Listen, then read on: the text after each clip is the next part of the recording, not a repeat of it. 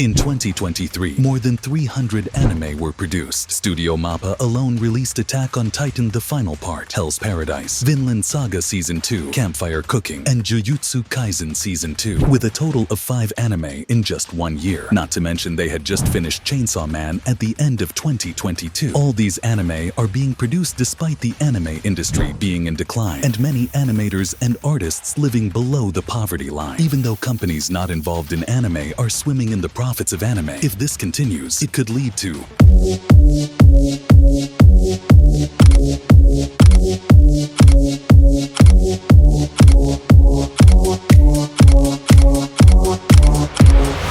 Look at this massive figure. In 2022, the income of the anime industry was 2.9 trillion yen, or $18 billion. Despite this, the average income of the artists, who are the foundation of anime and without whom there would be no anime at all, is just $800, which is considered well below average in Japan. Sources even refer to this as being below the poverty line in Japan, and these are the lucky ones because many young or new artists who do most of the work such as inking, in-betweening, and coloring only earn $200 a month, which isn't even enough to afford a room. 1月のお給料は14000円くらいでした。 And the studios don't care because for every artist, there are 100 others who would love to take their place, even though they know the situation is close to slavery. But this is a dream most are willing to endure to achieve. The reason often goes back to the fact that everyone who wants to work in this field grew up with anime and dreams of working on the same shows they watched as kids. And the important point, many of those who recently started working in the industry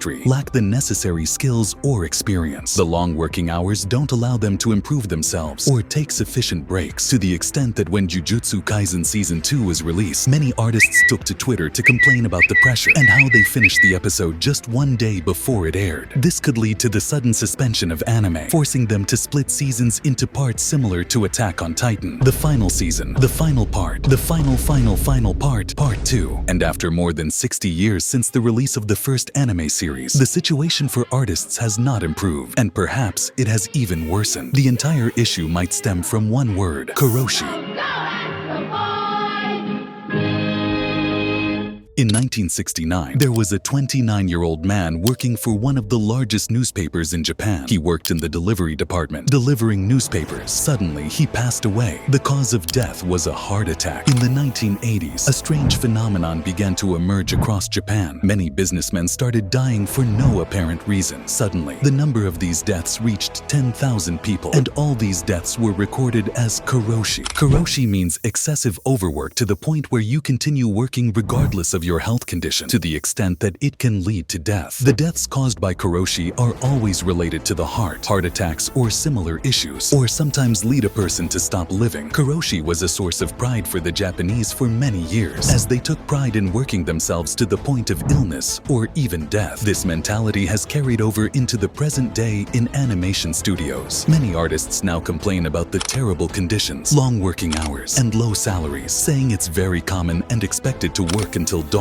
or even sleep inside the studio. Their entire lives end up revolving around work. A1 Studios, known for anime like Sword Art Online and Your Lie in April, had an artist who worked there until he resigned in 2010 when he was around 28 years old. He quit after working hundreds of extra hours without pay for several months. In the artist's notes, he mentioned that he only took 3 days off in 10 months and would sometimes work until 4 a.m. The artist eventually decided to end his life. Madhouse Studio, which produces legendary anime like Death Note, Hellsing, Hunter x Hunter 2011 AO, Monster, Hajime no Ippo, and the first season of One Punch Man, as well as their latest masterpiece, Frieren, Beyond Journey's End. But behind all these masterpieces, there is a dark side. A report revealed that artists at Madhouse were working 400 hours a month, which translates to roughly 16 to 20 hours a day, depending on whether they had a weekend off that week or not. At one point, they went 37 days straight without a break or a weekend. In 2014, one of the artists decided to end his life. The incident was classified as work-related, though this doesn't fully capture what he went through. It was revealed that he had worked 600 hours that month, meaning over 21 hours a day, which seems impossible, but unfortunately is the reality for many artists working in manga and anime. This intense workload undoubtedly affected his health and mental state. At that time, the idea of paying artists based on the drawing by the hour or even the weekly release schedule for anime, which we're all familiar with today, dates back to the 1960s. This period gave rise to something now known as the Curse of Tezuka, after Osamu Tezuka, often referred to as the godfather of anime and manga, created the first anime series, Astro Boy. It became the first anime to be widely broadcast in Western countries, where competition was tough, especially with Disney dominating the scene at that time. Osamu Tezuka was a huge fan of Disney and Western animation, and his drawing style reflects this influence. He even met Walt Disney one year, and they agreed to work on a film together. However, Walt Disney passed away a few years later, and the project never materialized. He laid the foundation for the anime industry by working with low production costs. Initially, each episode of Astro Boy cost 500,000 yen, or $3,000, which was considered very low. Remarkably, Tezuka himself proposed this price to investors. Later, he attempted to raise the cost per episode to $10,000, but in both cases, the price remained extremely cheap. This is why anime production has remained cheap for some reason. The industry still adheres to the standards set by someone who started in the 1960s and decided to produce episodes weekly with simple drawings. As a result, it's the artists who suffer. To compete with Western programs, he aimed for a weekly release schedule, and to keep up with this, developed techniques that reduce the need for detailed animation. Animation takes a long time, but we cut corners in other places to make it manageable. You ever notice that sometimes whoever's speaking has their mouth off camera so you never see their lips moving? I didn't notice that. Due to the success of this anime, everyone started using these techniques. However, if we compare Astro Boy to current anime in terms of voice acting, backgrounds, frame rate, and the number of drawings per second, the differences are stark. Modern anime features many more frames per second, with each drawing being incredibly detailed. Just look at how meticulously food is illustrated. In a 2017 study conducted by a Japanese animation industry organization, it was found that the average annual salary for animators was just $10,000, which is about $800 a month. An anonymous artist reported earning only $650 a month. These figures highlight that working in these studios is extremely difficult and exhausting, with little compensation that hardly justifies all the effort. But companies and studios don't care as long as the money keeps flowing in, and the crumbs of that wealth fall to the animators. The work has become a million times harder, with complex schedules where each stage of production depends on the previous one. If a problem arises, or if the manager is not satisfied with the work, everything has to be sent back several stages. Everything has become harder and more complex, but the weekly release schedule and salaries remain the same. Nowadays, young animators who do most of the work and endure grueling conditions receive only 200 yen or $2 per drawing. This was reasonable during the Astro Boy era when you could produce 100 drawings a day, but now it takes an entire day to finish just a few drawings due to the increased detail and complexity. Additionally, fanatical fans even send threats to animators who have no influence over the direction of the anime. In 1995, the anime Neon Genesis Evangelion was aired for the first time and quickly became immensely popular among anime fans. Despite facing controversies due to its inappropriate content, it set a trend in the anime world following its rise to fame. Due to the success of this anime, its funding model became a foundation in the anime industry that continues to this day. You could say it transformed the industry into a form of stock partnership to finance anime. This trend, without exaggeration, could potentially destroy the anime world. It's known as production committees. Everyone might have different opinions about the current state of the anime industry, whether it's about long working hours, poor treatment of animators by studios, or the low monthly income. However, most would agree that production committees are at the root of the problem. But why? A production committee consists of a group of companies that finance a specific anime. They are often compared to a group of evil old men scheming for their own interests and controlling the world. A committee might include various companies, such as a music production company providing the soundtrack, a toy company making figures, a TV station broadcasting the anime,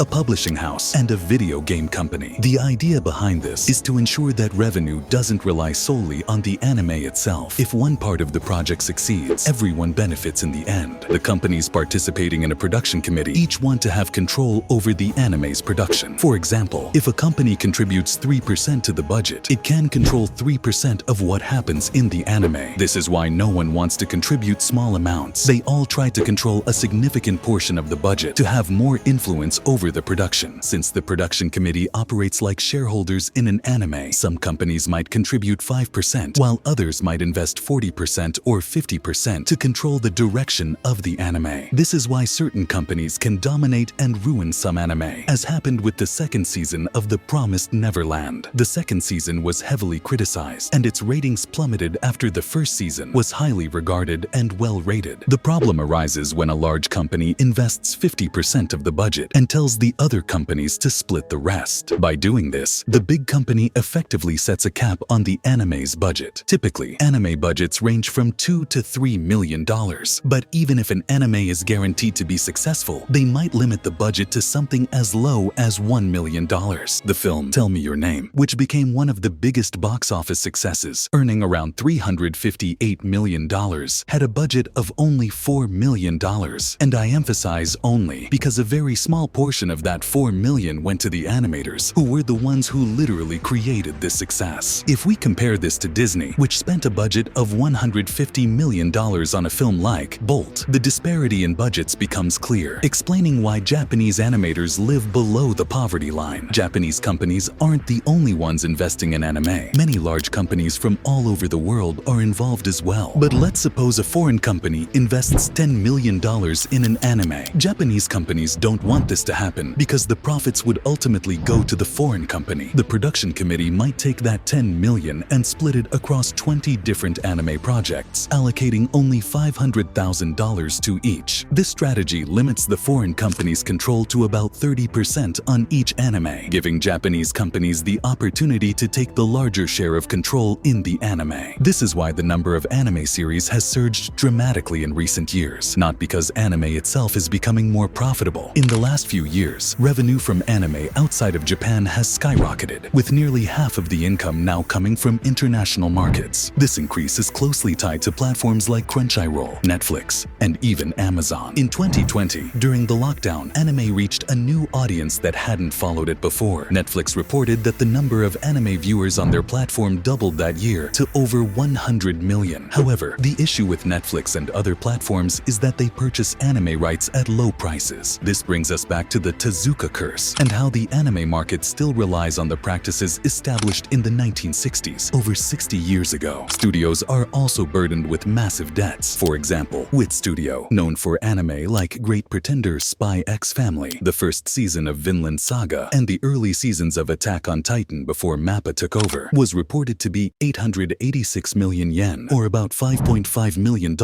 in debt by 2021. This is because studios typically aren't part of the production committee. Instead, the committee gathers the budget and allocates a portion to the studio, such as $1 million, and expects them to manage with that. Even if the anime is a massive success, the studio doesn't see additional profits beyond what was initially allocated. The strange thing is that one of the smallest sources of income for anime is the anime itself. The production committee doesn't care much about it as long as it doesn't bring in significant revenue. They might even cut corners or ruin an entire season of an anime. Instead, they focus on items that sell quickly, like figures, games, hoodies, and merchandise. Despite the anime industry facing a crisis, with animators suffering severely and anime becoming increasingly complex and detailed each year, salaries remain stubbornly low. Even though millions are available for investment, only a tiny fraction trickles down to the animators, barely enough for them to survive. As a result, a new trend has emerged among experienced animators. They are increasingly choosing to leave the industry and not return to working on anime. Many of them say they can't get married or start a family due to the long working hours and low salaries. However, as mentioned, studios don't concern themselves with these issues. They often work with freelancers, animators who work remotely rather than in the studio. Since most animation studios in Japan are located in Tokyo, and many freelancers are from the Philippines, where labor is generally cheaper than Japanese animators, studios prefer this cost-effective option. Another reason is that, as mentioned, there are thousands of people dreaming of becoming animators and artists who are willing to endure these conditions just to work in these studios, even knowing about the exploitation. The current state of the anime industry clearly seems to be heading in a very unjust direction. If the system of exploitation doesn't change, anime could face significant issues, such as protests, strikes by workers, resignation of experienced animators, or even a boycott by fans. Because the greed of large companies has exceeded its limits, they have taken over all the wealth generated by anime at the expense of the anime itself. If you want to see more videos from me, here's one about AI and how it has led to people's deaths, impacted their lives, and caused psychological issues. And this about the dark history of the Olympics and how hosting could be banned by countries. Thank you for watching.